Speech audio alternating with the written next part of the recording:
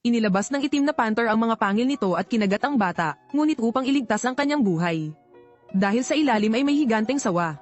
Ang bata ay kailangang dalhin sa isang ligtas na lugar upang siya ay mabuhay. Ngunit hindi siya kayang alagaan ng Black Panther na ito. Dinala nito ang bata sa lungga ng lobo at saka umalis. Dahil nag-aalala siya sa bata, hindi na siya lumayo bagkus ay nagtago siya sa isang sulok para magmasid. Isang ulo ang lumabas mula sa kuweba.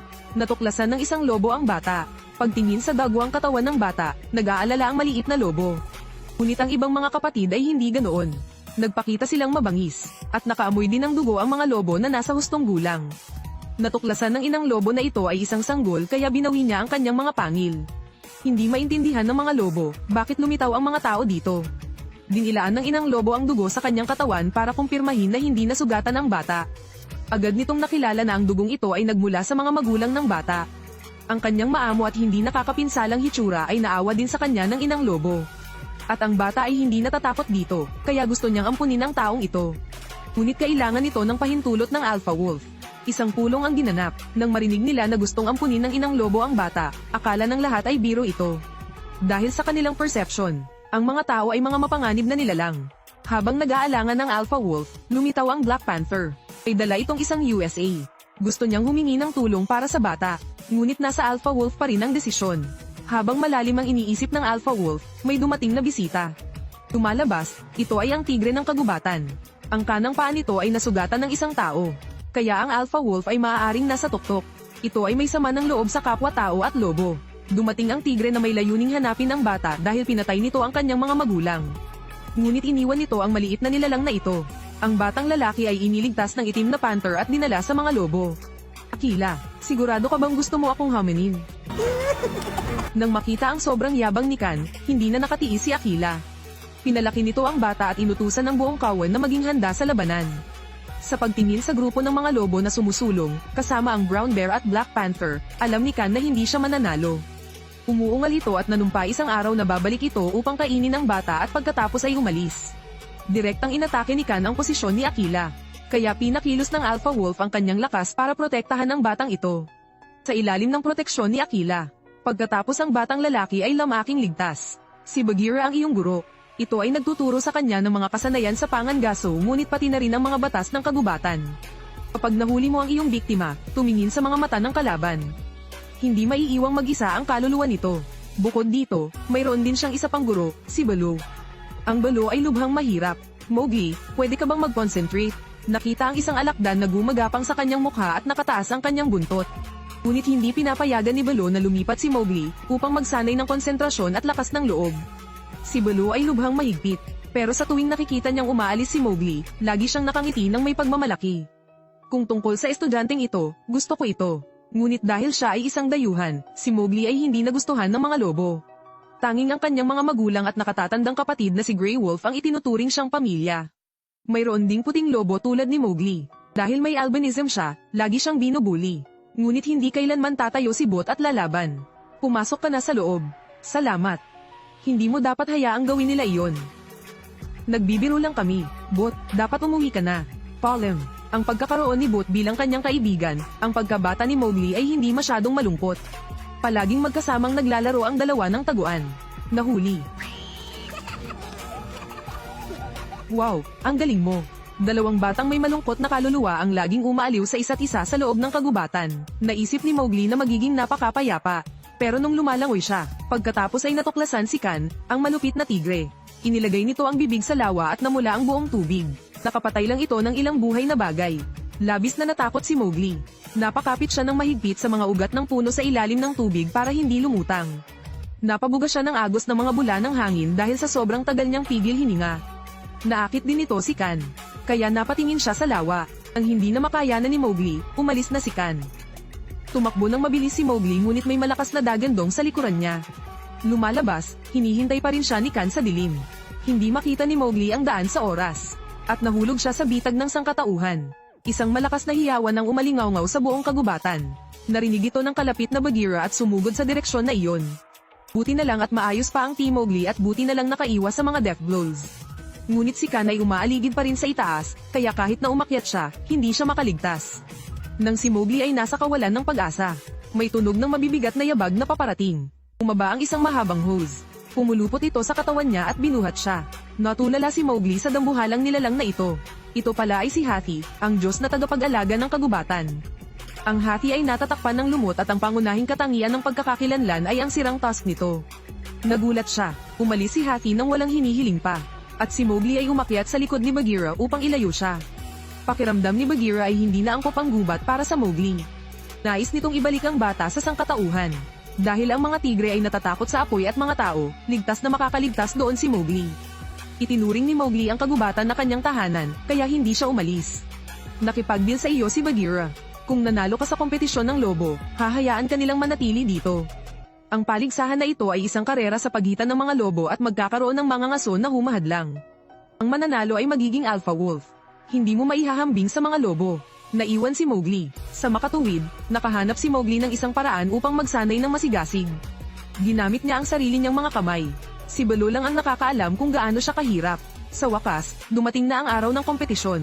Sa pagkakataong ito, gaganap si Bagheera bilang isang mangangaso. Sa sobrang takot ni Mowgli ay nanginag ang buong katawan niya. Ang kompetisyong ito ay magiging napakahirap. Sa utos ni Akela, mabilis na sumugod ang lahat ng kandidato. Si Boot ang unang nahuli at si Mowgli ay hindi naging mas mahusay. Nasaksihan niya si Bagheera na dumiretso sa kanya. Nang magkatinginan ng dalawa, kitang-kita ni Mowgli ang kalubhaan ng kanyang guro. Dahil sa sobrang takot, kaya lang umakyat ng mataas si Mowgli. At malapit nang maabyutan ni Bagheera.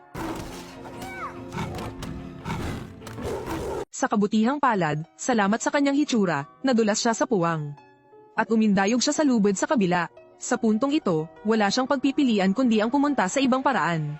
Kaya tumalon si Mowgli sa bangin. Mabuti na lang at nahawakan niya ang isang sanga ng puno at dumausdos pababa. Nag-shortcut siya kaya naabutan niya ang nangungunang grupo ng mga lobo. Si Mowgli ang unang nakarating sa finish line.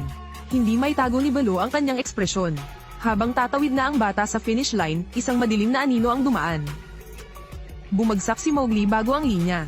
Nang makita ni Bagheera ang kanyang mga pangil ay labis na natakot si Mowgli. Nagulat din ang mga saksi. Nagalit ang lahat dahil sinubukan ng bata na lumaban para manatili.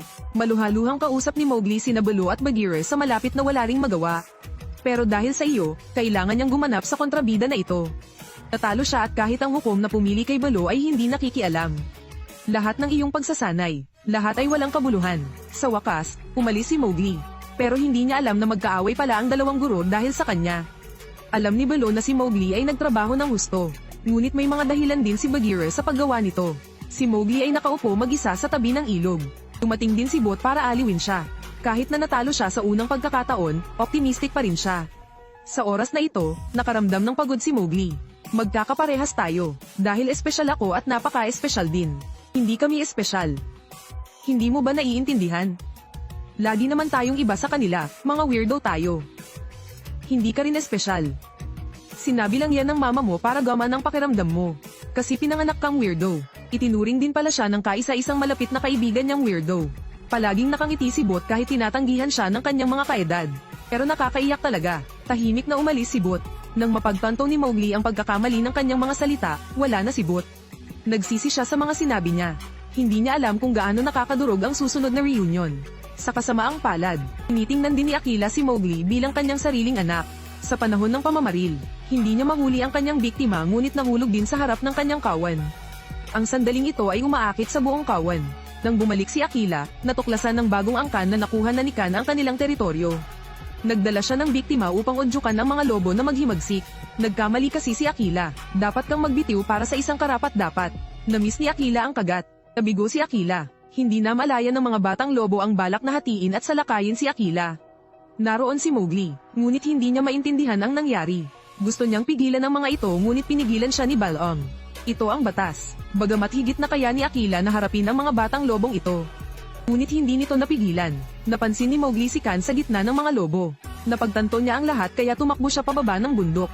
Dahil mula sa Bagheera ay nalaman niyang takot si Khan sa apoy, kaya sumugod siya sa nayon para manghiram ng apoy. Kinuha ni Mowgli ang sulo at tumakbo pabalik sa pinangyarihan. Iniwagayway niya ang sulo para itaboy ang mga lobong umaatake kay Akela. Pagkatapos ay dinala niya ang sulo kay Khan, tinatakot ito. Galit siya pero makaalis lang. Kinuha ni Mowgli ang sulo upang salubungin si Akela at nilayon na magtanong tungkol sa sitwasyon. Pero itinaboy siya ni Akela. Ano? Tiyuhin. Nagsuot ng mga sandata ng tao. Para sa mga lobo, napakalaking insulto. Ginawa mo ako, nakakahiya talaga, Scat. Bumuhos din ang langit ng malakas na ulan na tila pumapatay sa lahat ng pag-asa ni Mowgli. Ngunit ang sulo ay hindi maaaring patayin. Tila nagkaroon ng salungatan ng sangkatauhan sa kagubatan. Hindi rin may iligtas ng mga magulang ng lobo ang sitwasyon. At umatras din sina Baloo at Bagheera. Si Mowgli ay ganap na desperado at nagmamadaling bumaba ng bundok. Upang patunayan ito sa tribo ng lobo, sumugod siya sa nayon. Kinakaharap niya ang mga taga-nayon. Ngunit hindi sinasadyang nabugbog siya ng isang mangangaso. Nang magising siya, ikinulong siya ng mga taga-nayon sa isang hawla. Hindi siya makalabas. Nagdala ng pagkain ang mangangaso. Ngumuso si Mowgli at nagsimulang kumain ng matako na parang lobo. Bigla niyang kinatok ang tinidor. Dahil hindi pa siya nakakain ng pagkain ng tao, ang maalat na lasa ay patuloy siyang bumahing. Umalis ang mangangaso. Nang gabing iyon, nag-alala si Bagheera sa kanya kaya siya pumunta.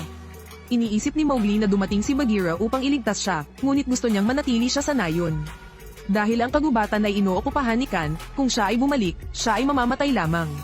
Sa huli, sa kabila ng kanyang pagmamakaawa, umalis na lang si Bagheera. Kinabukasan, nang magising si Mowgli, natuklasan niyang bukas ang pinto ng hawla. Tahimik siyang umakyat, nasaksihan niya ang mga mangangaso na naghahanda sa pagpatay ng baboy ramo. Sumugod si Mowgli para kainin ang baboy. Agad siyang pinigilan ng mangangaso. Nakita ang pagkalito ni Mowgli, pagkatapos ng ilang sandali ng pag-aalinlangan.